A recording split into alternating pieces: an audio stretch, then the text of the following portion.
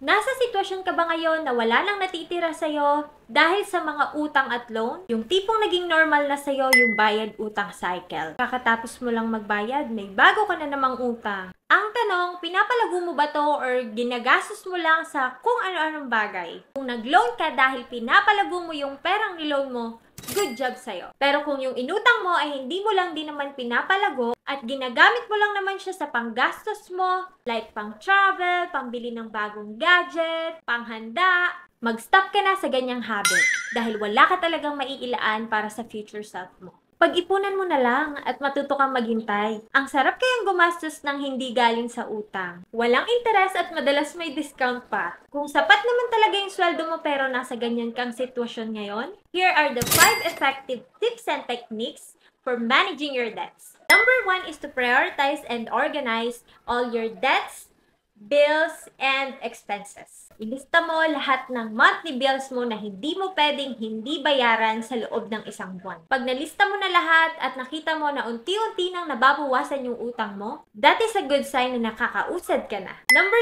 2 is to create a budget. In creating your budget, you also need to check your lifestyle. Eliminate all the unnecessary wants. At dahil nagbabayad ka pa lang ng utang mo at wala ka pa talagang maiipon, gamitin mo tong formula na to. Income minus bills and debts equals expenses. Kung anong matira after you pay all your bills and debts, yun lang ang gastusin mo. Magtiis ka muna sa ngayon, mabilis lang yan. Kesa naman magtiis ka na habang buhay, nagbabayad ka ng utang dahil sa ginagawa mong bayad-utang cycle. Number 3 is to negotiate with your creditors. Kung gaano kakapal yung mukha mo nung nangutang ka, kapalan mo na din yung mukha mo. Baka naman kasi pwede nilang i-lower yung interest rate mo, di ba?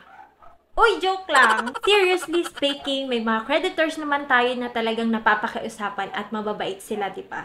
Pero kung hindi pumayag, irespeto na lang natin dahil umayon ka rin naman sa kasunduan ng una. At syempre, pag nangako ka, dapat kailangan mo tuparin. Pero malay mo naman, willing din silang makipag-settle sa'yo. At ikaw naman as a debtor, maging honest ka sa inutangan mo. Lalo na kung yung inutangan mo ay yung kapamilya mo or friend mo. Huwag kang puro pangako, baka ma-post ka sa Facebook. Uy, joke lang! Pero seryoso na to guys. You can work together sa taong inutangan mo. Huwag mong tatakasan yung inutangan mo. Isipin mo, pinaghirapan din nila yan at nagtiwala sila sa'yo. Number 4 is to utilize your debt repayment strategies. Una, pwede mong bayaran yung maliliit na utang mo para kukonti na lang yung kausap mo. Or pwede rin namang vice versa if in case na yung mas malaking utang mo mas malaki ang interest. O kaya naman yung malapit nang mag-due date ang mga una mong bayaran dahil there's a possibility na magkaroon ka ng additional interest at magkaroon ka pa ng penalty. Share ko lang naman, last month nakalimot ako magbayad ng credit card ko. As in, one day lang talaga na lumampas ako sa due date. Tapos yung balance ko is 200 pesos lang. At dahil nga nakalampas ako sa due date,